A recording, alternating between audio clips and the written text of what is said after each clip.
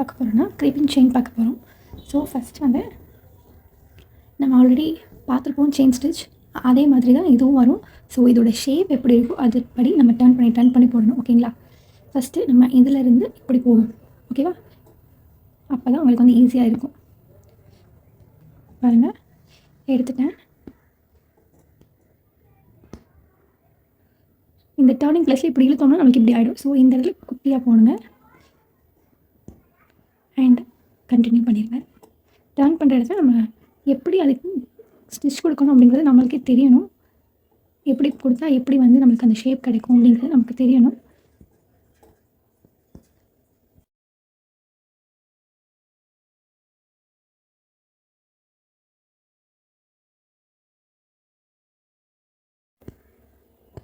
உங்களுக்கு புரிஞ்சிருக்கும் நினைக்கிறேன். ஸோ இதே மாதிரி தான் நம்மளுக்கு போடணும் இந்த வேவி லைன்ஸ்.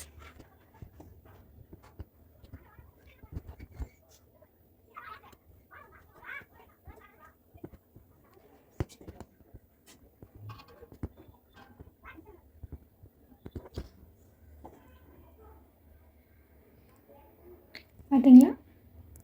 இப்போ இந்த இடத்துல உங்களுக்கு வந்துட்டு அந்த ப்ளூ லைன்ஸே உங்களுக்கு தெரியாது. ஸோ அந்த மாதிரி தான் போடணும். இப்போ எண்ட் நாட் ப்ரொசீஜர் வந்துடுச்சு.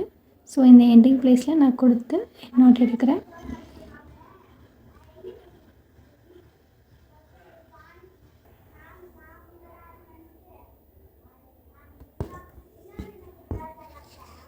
ஸோ உள்ளே போயிடுச்சு.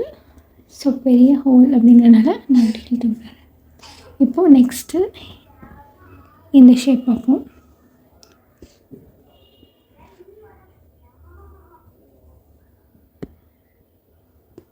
உங்களுக்கு தெரியும்னு நினைக்கிறேன். இந்த இடத்துல நம்ம என்ன பண்ண போகிறோம், இந்த ஷார்ப்னஸ் கொடுக்குறதுக்கு என்ன பண்ண போகிறோம் உங்களுக்கு தெரியும். ஸோ குட்டியாக 2 செயின் ஸ்டிச் கொடுத்து, எவ்வளோ குட்டியாக கொடுக்குறேன் உங்களுக்கு தெரியும். அதுக்கப்புறம் long chain stitch.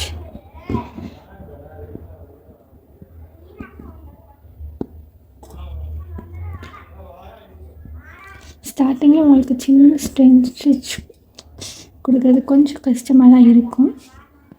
So no problem, பழக பழக அது ப்ராக்டிஸ் ஆகிடும்.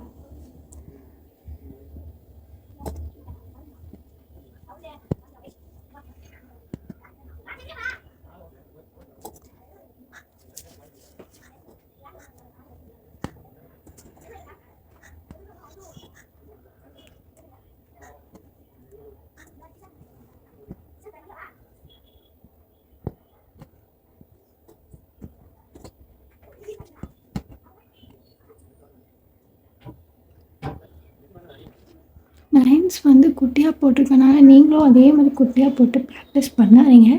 நான் உங்களுக்கு சொல்கிறதுக்காக மட்டும்தான் நான் குட்டியாக போட்டிருக்கேன். ஸோ நீங்கள் பிகினர் லெவல் அப்படிங்கும்போது நீங்கள் வந்து பெருசாக போட்டு பழகினா தான் உங்களுக்கு வந்துட்டு அந்த ஃப்ளோ வந்து கிடைக்கும். உங்களுக்கு டக்குன்னு ஈஸியாக பழக முடியும்.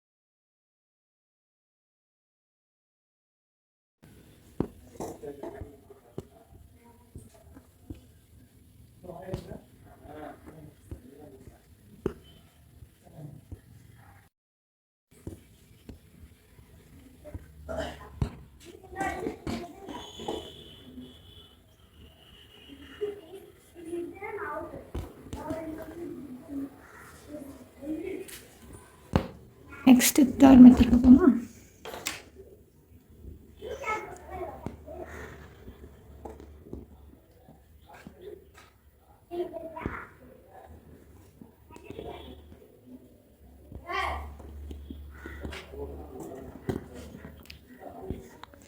ஆக்சுவலி நான் குட்டியாக டிசைன் போட்டிருக்கனால நான் ஸ்டிச்சும் குட்டி குட்டியாக போடுறேன். ஓகேங்களா? ஸோ இந்த இடத்துல என்ன பண்ணுறோன்னா, பேக் சைட் ஸ்டிச் கொடுத்து நம்ம இப்படி இழுக்கணும். புரியுதா? ஏன்னா இங்கே ஜாயினிங் நம்ம கொடுக்கும்போது நம்ம பேக் சைடில் கொடுத்து நம்ம அப்புறம் இங்கே ஃப்ரண்ட் பார்ட்டில் கொடுக்குறோம். நம்ம ஆல்ரெடி அந்த ஸ்கொயர் ஷேப்பில் பண்ணியிருப்போம் இல்லையா, அந்த மாதிரி.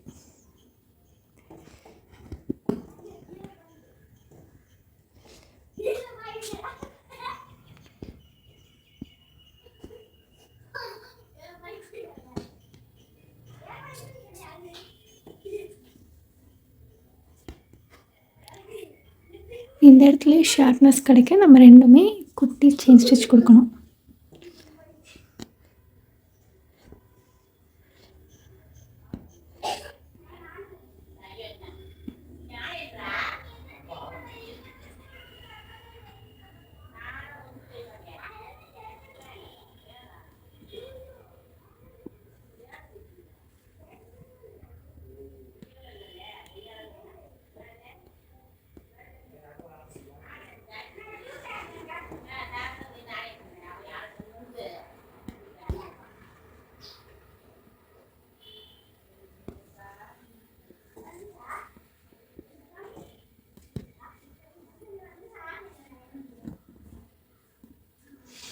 புரியுதுங்களா? அண்ட் அப்படியே இப்படி கண்டினியூ பண்ணிடுறேன்.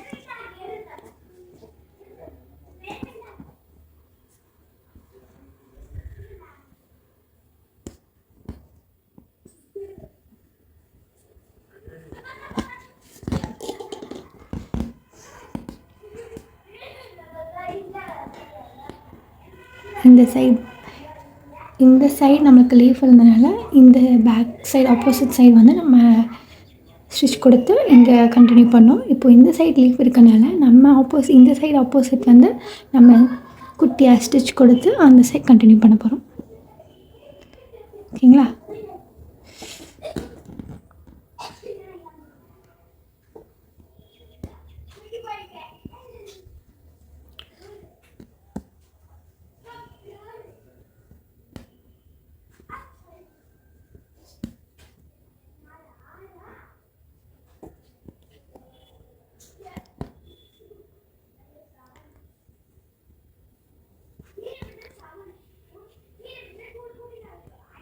ஸோ இப்போ நான் பெருசாக கொடுத்து சின்னதாக கொடுத்தனால இப்போ எப்படி இருக்குது பார்த்தீங்களா? ஸோ இந்த வந்துட்டு ஒரு கர்வ் ஷேப்பில் நம்மளுக்கு கிடைக்கும். ஸோ நம்மளுக்கு ஷார்ப்னஸ் வேணுங்கிறனால நம்ம குட்டியாக கொடுக்கணும். ஓகேங்களா?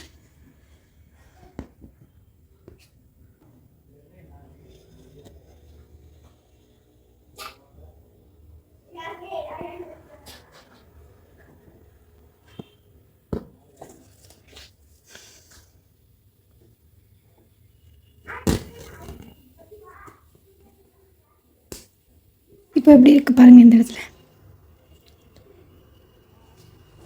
ஏன்னா இந்த இடத்துல நம்ம பெருசாக கொடுத்துருக்கோம். சரிங்களா?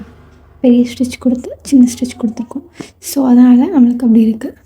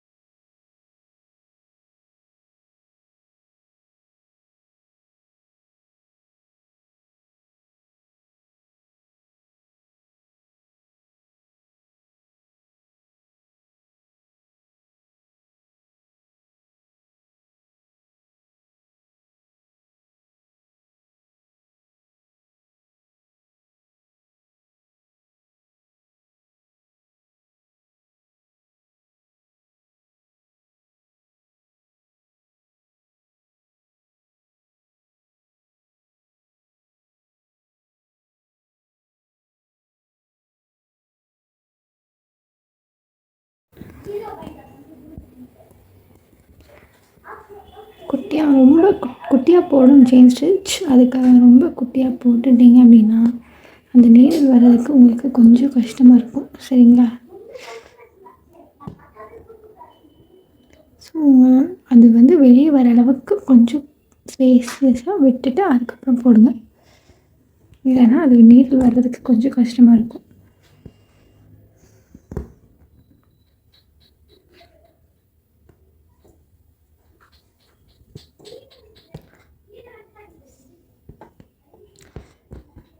அண்ட் சிலர் என்ன பண்ணுவீங்கன்னா இந்த கை பேலன்ஸ் பண்ணிவிட்டு இப்படி பண்ணுவாங்க. சுண்டு விரலை பேலன்ஸ் பண்ணி நம்ம ஸ்டிச் போடுவாங்க. அப்போ அவங்க என்ன பண்ணுவாங்கன்னா, எக்ஸ்பீரியன்ஸ் ஆனவங்கன்னா ஓகே, மற்றவங்க பிகினர் லெவல் என்ன பண்ணுவாங்கன்னா, இந்த சுண்டு விரல்கள் படும்போது இதை ப்ரெஷர் கொடுப்பாங்க. ஸோ ப்ரெஷர் கொடுக்குறதுனால என்ன ஆகும், கிளாத் வந்துட்டு உள்ளே வந்து இறங்கும். அப்போ உங்களுக்கு கிளாத்து கண்டிப்பாக லூஸ் விழுகும். லூஸ் விழுந்துச்சுன்னா டிசைன் எல்லாமே லூஸ்டாக ஆகிடும். அந்த இடத்துல சுருக்கமாக வந்துடும். So waste. ஸோ அதெல்லாமே நீங்கள் இல்லாமல் பார்த்துக்கணும். கிளாத்து லூஸ் விழுந்துருச்சு அப்படின்னு உங்களுக்கு தெரிஞ்சிருச்சு அப்படின்னா உடனடியாக நீங்கள் வந்து கிளாத்தை வந்து ஃப்ரேம்லேருந்து ரிமூவ் பண்ணிட்டு ஃபஸ்ட்லேருந்து நீங்கள் போடணும். கலட்டிட்டு போடுறதுக்கு முன்னாடி இப்போ நம்ம போட்டுட்ருக்கும்போதே நம்மளுக்கு லூஸ் விழுந்துருச்சு அப்படின்னா அந்த இடத்துல எண்ணெய் போட்டுட்டு அதுக்கப்புறம் ஃப்ரேமெல்லாம் கழட்டி துணியெல்லாம் கழட்டி மாட்டிட்டு அதுக்கப்புறம் நீங்கள் அதே விட்ட இடத்துலேருந்து நீங்கள் கண்டினியூ பண்ணலாம்.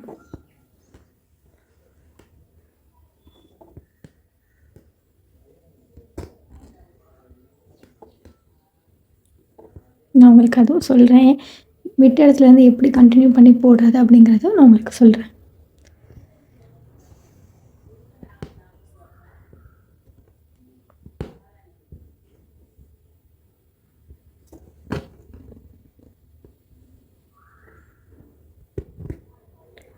இப்போது உங்களுக்கு லூஸ் ஆகிடுச்சு, நீங்கள் கழட்ட போகிறீங்க அப்படின்னா எப்பயும் எண்ணெய் போடுற மாதிரி போட்டுக்கோங்க.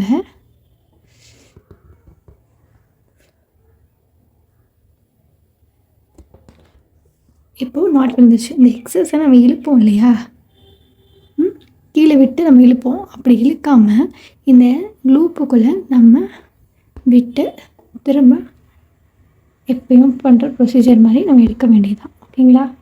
இப்போ பார்த்திங்கன்னா நமக்கு லூப் வந்துடுச்சு. அப்படியே நம்ம கண்டினியூ பண்ணிவிட்டு போடலாம். ஓகேங்களா? புரிஞ்சுதா? எக்ஸஸாக இருக்க லூப்புக்குள்ளே நம்ம விட்டு திரும்ப செயின் ஸ்டிச் எடுத்து நம்ம கண்டினியூ பண்ணிவிட்டு போகிறோம். அவ்வளோதான். இன்றைக்கி நம்ம 3 டைப் ஆஃப் க்ரீப்பிங் செயின்ஸ் பார்த்துருக்கோம். நெக்ஸ்ட் கிளாஸில் சந்திப்போம். டாடா, பாய்.